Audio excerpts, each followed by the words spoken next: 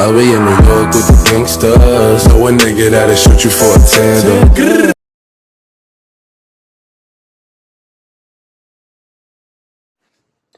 Hello friends, good morning. कैसे हैं आप सब? आई होप आप सभी बहुत अच्छे होंगे। तो कल मैं व्हाट्सएप पर एक पोएम मैंने देखी, सुनी। वो मुझे बहुत मेरे दिल को टच कर गई। तो मैं वो पोएम आप सबके साथ भी शेयर करना चाहूँगी। तो अगर आपको अच्छी लगे, रिलेटेबल लगे आपकी लाइफ से, तो आप चाहें अपनी फ्रेंड्स, फैमिली, अपने पेरेंट्स के साथ शेयर कर सकते हैं। 2020 बहुत बुरा साल रहा है मेरे और मेरी फैमिली के लिए,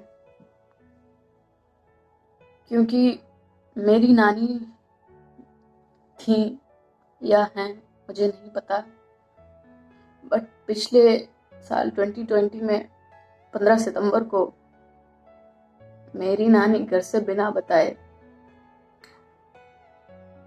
कहीं चली गई। उसके बाद से आज तक वो हम लोगों को नहीं मिली। तो कहीं ना कहीं ये पोयम मैं उन्हें डेडिकेट करना चाहूँगी, क्योंकि उन्होंने अपनी लाइफ में बहुत संघर्ष किए अपने बच्चों के लिए। उन्होंने बुढ़ापे तक अपने बच्चों के लिए जितना कर सकती थी किया, पर शायद बच्चे उनके लिए नहीं कर पाए।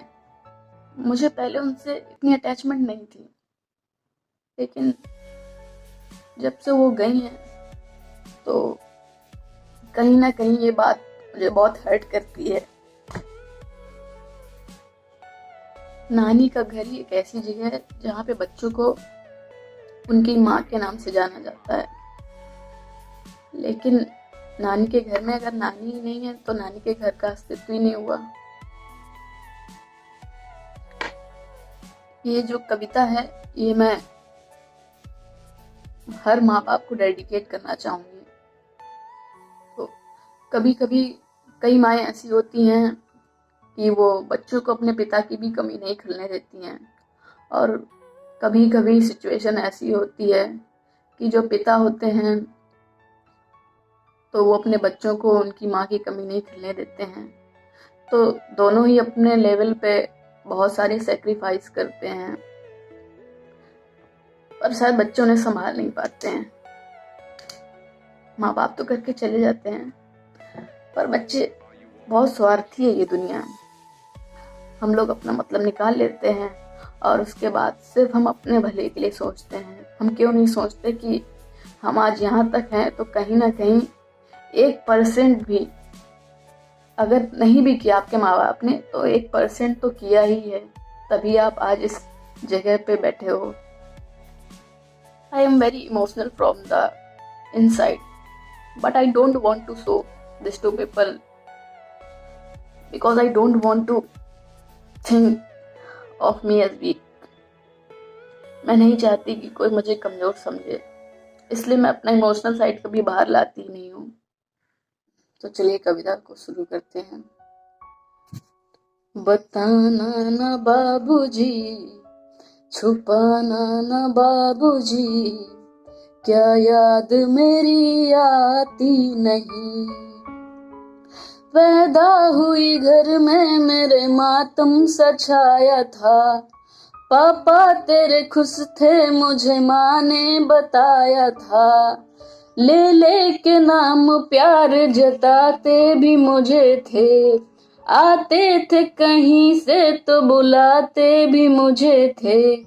मैं हूँ नहीं तो किसको बुलाते हो बाबूजी, रुलाते हो बाबूजी, क्या याद मेरी आती नहीं। तो जब बच्ची थोड़ी बड़ी हुई तो वो अपने मम्मी पापा से पूछती है, हर जिद मेरी पूरी हुई, हर बात मानते। बेटी थी मगर बेटों से ज्यादा थे जानते। घर में कभी होली कभी दीपावली आई, सैंडल भी मेरी आई, मेरी फ्रॉक भी आई। अपने लिए बंडी भी न लाते थे बाबूजी, क्या कमाते थे बाबूजी, क्या याद मेरी आती नहीं। एक गरीब अपनी बच्ची को कैसे पालता है। देखिए, सारी उम्र खर्चे में कमाई में लगा दी, सारी उम्र खर्चे में कमाई में लगा दी, दादी बीमार थी तो दवाई में लगा दी, पढ़ने लगे हम सब तो पढ़ाई में लगा दी, बाकी बचा वो मेरी सगाई में लगा दी।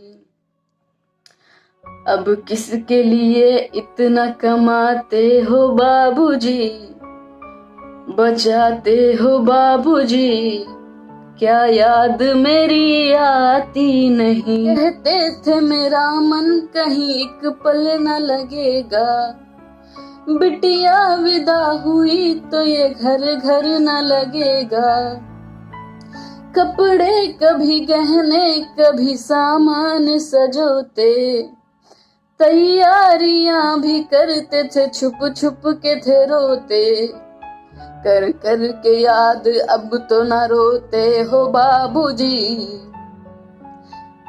क्या याद मेरी आती नहीं। तो एक आखिरी सवाल जो हर बेटी अपने माँ बाप से पूछती है और शायद उसका जवाब उनके पास नहीं होता है। कैसी परंपरा है ये, कैसा विधान है, पापा बताना कौन सा मेरा जहान है, आधा यहाँ आधा वहाँ जीवन है अधूरा, आधा यहाँ आधा वहाँ जीवन है अधूरा, पीहर मेरा पूरा है न ससुराल है पूरा, क्या आपका भी प्यार अधूरा है बाबूजी, न पूरा है बाबूजी, क्या याद मेरी आती नहीं। सच बात पूछती हूँ बताना न बाबूजी, छुपाना न बाबूजी, क्या याद मेरी आती नहीं। अभी हाल ही में जो एक घटना चारों तरफ छाई हुई है आयशा की, आप सभी को मालूम होगा। वो एक आयशा थी, बाकी हमारे आसपास कई आयशा होती हैं, हम उन्हें नज़रअंदाज कर देते हैं। तो सभी पेरेंट्स से मेरी रिक्वेस्ट है कि आपकी अगर बेटी कहीं दहेज के लालचियों के बीच में फंस जाती है और वो आपसे रिक्वेस्ट करती है, तो आप समाज के डर से उसे कहते हैं बेटा एडजस्ट कर लो।